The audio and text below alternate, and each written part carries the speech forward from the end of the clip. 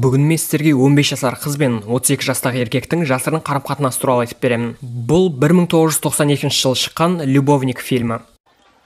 Сделайте то, что вы обычно делаете с другими девушками.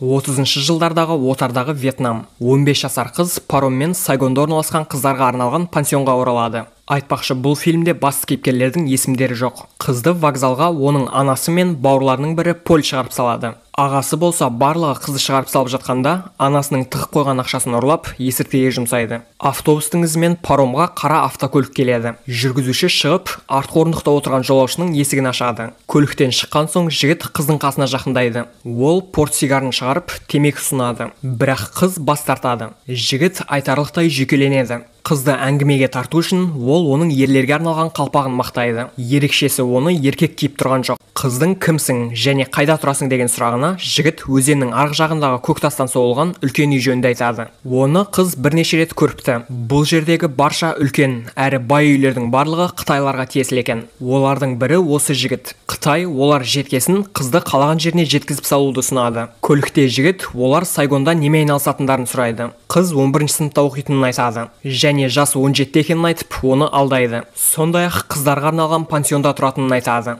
Үйіне тек каникулда келеді екен. Қазір де каникул аяқталғасын пансионға бар жатыр. Қыздың қолы орындықта екенін байқап, Қытай ақырын өзінің қолын қасына қояды. Бұдан кейін саусақтарын тигізіп, жайлап сипалайды. Ал сосын оны құмарлықпен қысады. Көлік пансионға да жетеді. Қытай болса енді қыздың аяғын сипай бастайды. Көліктен шыққасын ол жігітпен қоштасады. Ал ол болса үндеместен оны көзімен шығарып салады. Пансионда қыз өзінің ұятсыз құрбысына оны бейтаныс жігіт әкеліп тастағанын айтады. Сол үшін ол бұл жолы ерте келген. Құрбысы Эленнің де айтатыны бар. Пансиондағы тәрбиешілердің бірі қабырғаның артында өзін кім көрінгенге сатқан. Қыз армандап, өзі де әлгі бейтаныс жігітке берілуден бас тартпайтынын айтады. Элен өткен-кеткенге қамқорлық көрсеткенше жезөкше болған дұрыс екенін мойындайды. Себебі пансионда оқудан кейін оларды ауруларға қамқорлық көрсетулері үшін емханаларға бөліп тастайды деген сыбыс бар. Таңда оқуға бар жатып, қыз мектеп алдында тұрған Қытайдың көлігін байқайды. Ол көліктің артқы есігіне барады да Қытай отырған терезені сүйеді. Содан кейін мектепке жүгіреді. Кешкісін үйірмеден қайтып бар жатып, қыз айналасына қарайды. Бірақ таныс көлікті байқамайды.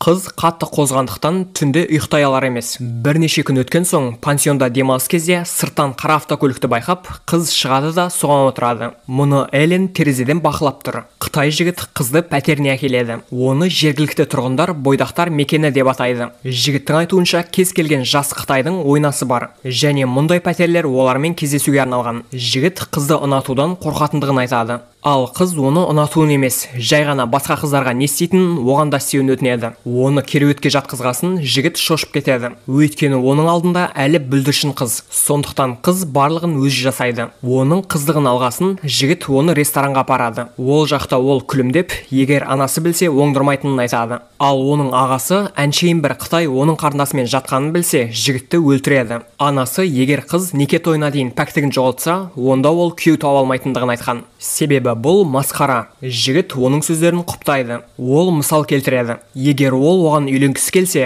оған әулеті рұқсат бермейтін еді. Өйткені қыздың абыройы орнында емес. Олардың қоғамы бұны қабылдамайды. Сондықтан ол екеуінің арасында некенің болуы мүмкін емес. Қыз мұны естуге қуанышты. Себебі ол негізінде Қытайларды жақтырмайды. Таңертең пансионнан шығып бар жатқанда қызды жігіттің жүргізушісі күтіп алады. Ол оны сол ауданға апарады. Бойдақтар мекеніне. Кездесе салысымен ол жігітке атыла жөнеліп, оны сүюге кіріседі. Содан кейін олар дәл табалдырықта жыныстық қатынаспен айналысады. Әр күні үйірмеден кейін олар жігіттің пәтерінде кездеседі. Мұны қыз өзінің құрбысы Эленге айтады. Ол кезекті каникулдардың бірінде Қытайдың автокөлігімен өз ауылына оралады. Мұны қыздың анасы көріп қояды. Кешкісін әйел жауап ала бастайды. Оны Сайгоннан әкелген кім? Қыз бұл жай ғана апарып тастауға ұсыныс тастаған танысы екенін айтып алдайды. Анасы пансионнан келген телеграмны шығарады. Онда қыздың бірнеше күн бойы пансионға түнемеген жазылған. Оның бұған да сылтауы бар. Сол түні пансионның іші ыстық болды, ал желдеткіш жұмыс жасамаған. Пьер қызды сабауын ұсынады. Себебі оның ойынша ол танысының үйінде түнеген. Анасы сенбейтін болса,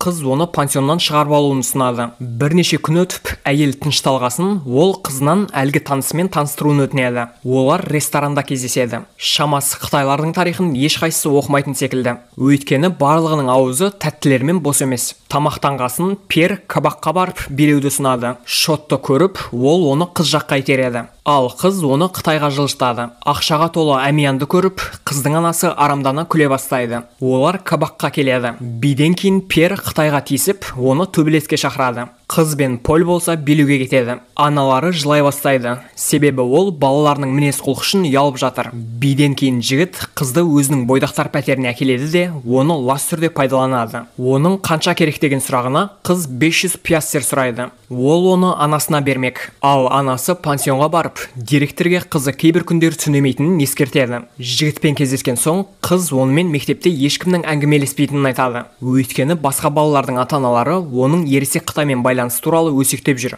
Алайда жігіт қызды тым әсірелеп жатыр деп санайды. Бірнеше күн өткен соң азиялық өзінің әкесіне барады. Ол бірнеше жылдардан бері қатты ауырып, кереуетке таңылған. Жігіт жас французға үйлену үшін әкесінің батасын сұрайды. Бірақ әкесі бас тартады. Себебі ол әлі 10 жыл бұрын бір қыздың ата-анасымен ұлы оған үйленетініне келісіп қойған. Және бұған еш нәрсе кедергі бола алмайды. Жігіт бұл жөнінде қызға баяндайды. Әкесі аққұба қызға үйленуіне ешқашан рұқсатын бермейді. Әйтпесе оны бүкіл байлықтан айырып тастауы мүмкін. Ал жігіт мұны қаламайды. Қыздың айтуынша оның әкесінікі дұрыс. Бір жылдан кейін оқуын бітіргесін, ол онсыз да бұл жерден кетеді. Оның үстіне ол Қытайды ұнатып та тұрған жоқ. Олар бойдақтар пәтеріне оралады. Ол жерде қыз жігіттен оның келіншегі сұлу ма екен деп сұрайды. Жігіт оны өзі де көрмепті. Тек оның бай отбасыдан екенін біледі, және оны әулеті осы үшін ғана таңдаған. Қыз қайтадан өз ауылына оралады. Қытай сыйлаған бағалы жүзікті көріп, анасы мен Пьер айқай ұйымдастырады. Оны Қытай бекерден бекер сыйлаған жоқ деп санайды. Ол мұны теріске шығарып, қытайларды жек көретінін айтады. Оның киімдерін шығарып, Пьер қыздың іш киімін иіскейді. Содан кейін ол бұдан Қытайдың иісі шығып тұрғанын айтады. Жігіт қызды мойындату үшін оны соққыға жыға бастайды. Бірнеше уақыттан кейін Пьер Францияға жол тартады. Анасы бұдан былай оның шығындарын төлей алмайды. Өйткені ақшасының ұрлануы оны шаршатып тынған. Сондықтан ол оны алысыраққа құртуды ұйғарды. Түн бата қыз Қытайға келеді. Жігіт тоқтамастан шылым шегіп жатыр. Себебі қыздың мойындауынан кейін оның жүрегі жаралы. Жақын арада жігіттің тойы басталады. Және қыз мерекеден кейін өзінің отбасымен бұл елден кетпей тұрып, екеуі міндетті түрде кездесетініне уәде береді. Қытайдың тойынан кейін қыз үйіне оралады. Анасы оған жігіттің өзі ойлағанынан әлдеқайда жақсы екенін айтады. Ол Пьердің бүкіл қарыздарын жауып, оның жолына төледі. Қыз Сайгонға барады. Ол Қытайдың пәтеріне кіріп, оны кешке дейін күтеді. Соңында Қытай келмегесін, ол үйіне оралады. Францияға баратын күн де келіп жетті. Палубада тұрып, қыз әлгі таныс қара автокөлікті байқайды. Ол емсеміз көрінсе де, оның ішінен жігіттің сұлбасын көруге болады. Автокөлік көзден жоқ болғанша қыз оған қарап тұрады. Қараңғы түнде айналаға қарап тұрып, қыз әлдебіреудің вальс ойнап жатқанын естиді. Төменге түскесін ол жылай бастайды. Жылауының себебі музыка оның есіне махаббатын түсіріп жіберген. Ол оған шынымен ғашық болыпты. Бірнеше жылдан кейін енді ересек әйелдің пәтерінде қоңырау үні шығады. Бұл әйелмен Парижге келген Қытай екен. Дірілдеген дауыспен ол оны әлде жақсы көретінін айтады. Олардың алғаш кездескен күніндегідей. Осымен фильм аяқталады. Көргендеріңіз үшін рахмет, және келесі видеода кездескенше.